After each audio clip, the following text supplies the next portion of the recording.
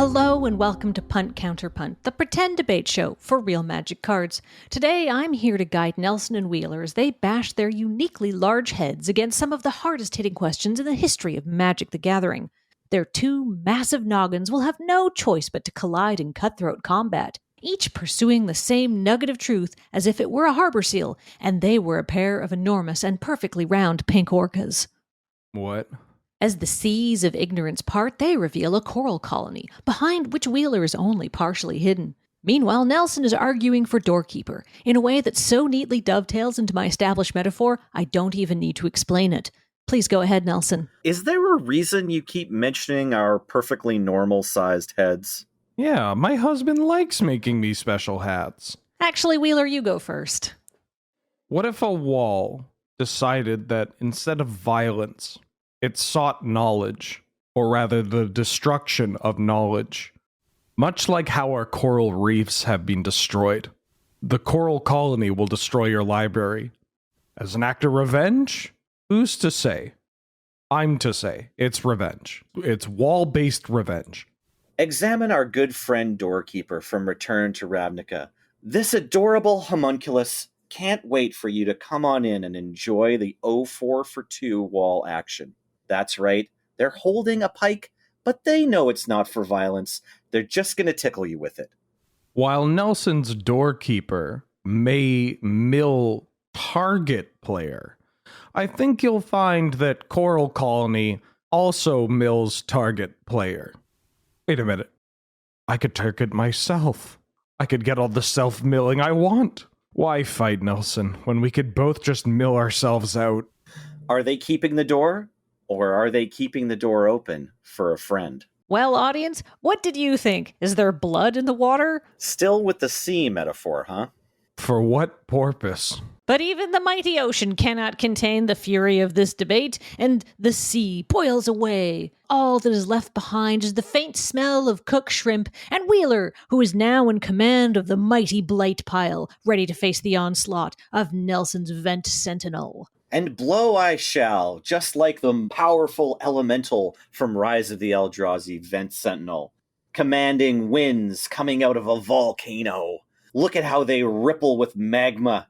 A 4-mana 2/4 with Defender, and for only 2 mana, you can tap it and deal damage to target player equal to the number of creatures with Defender you control. Yeah, that's right. This card stood up against the mighty Eldrazi Titans in draft. Wait a minute, I've read your card, this Vent Sentinel. Et tu, Nelson? We were having a peaceful meeting of the minds with our doorkeepers and coral colonies, and all of a sudden you're coming here as the aggressor looking to dome me out, not unlike one of my husband's cute hats, just because your magma's getting a little feisty. Your walls are getting a little, well, feisty. Why can't you simply take the path of peace, not unlike Blight Pile? Good old Blight Pile. All it wants to do, Oh, now I'm reading my card. Okay, yeah, no, this is going to kill everybody. Well, not me, of course. I'm here with all my walls, but, well, you started it. You had the Vent Sentinel. I couldn't help it, Wheeler. Behind all your comfortable walls, and with that audacious 1 power from Coral Colony, I had to mount an attack. Vent Sentinel will lead my army of walls to victory. Fiery justice will rain down upon your pile. At least Blight Pile has the decency within the flavor text to warn you to keep your distance. Stay on your side. As long as your Vent Sentinel doesn't point those 2 hot hands towards my beautiful Phyrexian pile, we'll be good. I won't be pushed to have my ooze. The heat of the vents has been fenced in for too long. Win or ooze, it will rain fire on New Phyrexia tonight. Damn it, he's got a thesaurus over there. Retreat to the pile! Retreat to the pile! And lo, the battle rages on, moving from the barren rocks and stinking fens and into the mighty forests of Yavimaya. All around us, trees quake and then collapse, their very trunks rent apart by the force of Nelson's Gatecreeper Vine. And also, Nelson, can you please sit up a bit? No, I'm fortifying myself. Meanwhile, Wheeler, who is totally visible to the viewers atop... Sure am. ...his floriferous vine wall, rises up and readies himself for another barrage. Come on down the pathway now. Don't be shy. The name might be Gate Creeper Vine, but we're here to help you out. Your game's going to get a lot better after you land this beautiful 2-mana plant. Sure, it's a defender, but it'll fix your mana. Go into your library. Go as far as you want. Dig around. Find the best gate you've got. I hear there's some new ones now. Call me a commander player, because after I ramp, all I want to do is ramp some more. And then after I ramp with that, I'm going to ramp a third time, maybe a fourth time, depending on my draw.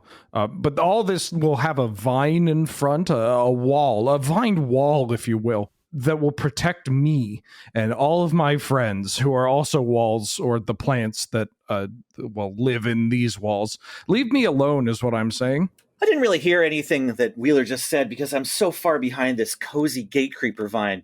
It's lush and verdant in here. I've got all the mana I could dream of. I feel like I've ramped to the heights of the city of Old Rav. Here, I look out among the beautiful walls, the vines creeping over all the land. Yes, this is a comfortable spot. Well, Nelson, sorry, 1 second. Just... Oh, sorry, I had a bunch of ferns in my mouth.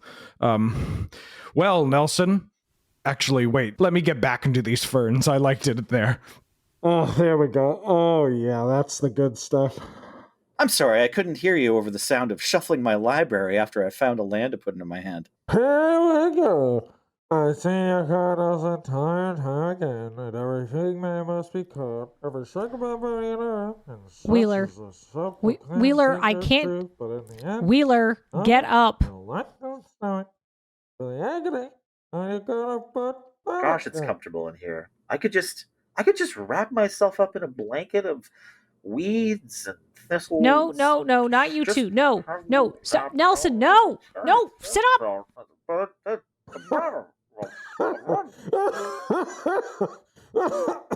Oh, jeez. You need to get out from under the desk, both of you. No, okay. Okay, I've tried to make this as interesting as possible, but I'm just gonna read ahead here.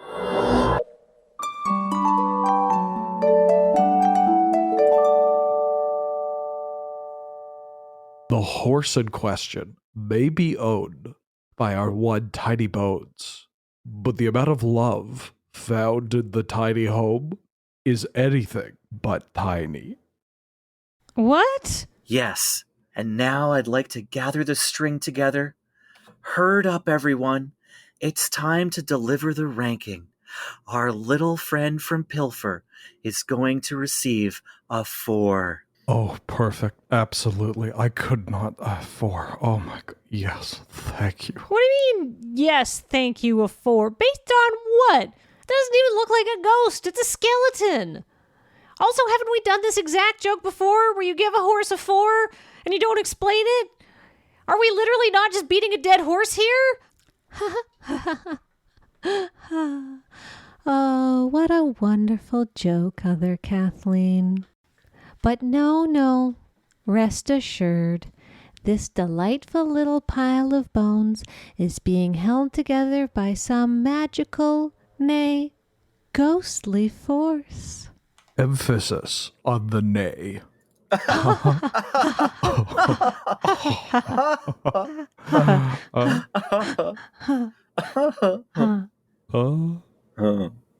Oh, this is how the episode ends.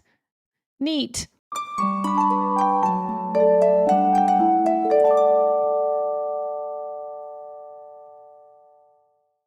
Wait a minute.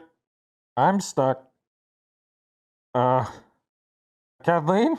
Help? Nelson? Wheeler, is that you? I can't hear you. I'm stuck. I can't hear you, but I'm stuck. I can't hear you. I don't think he knows who I am. I'm gonna die in here. He's totally gonna die. This is worse than the crocodile.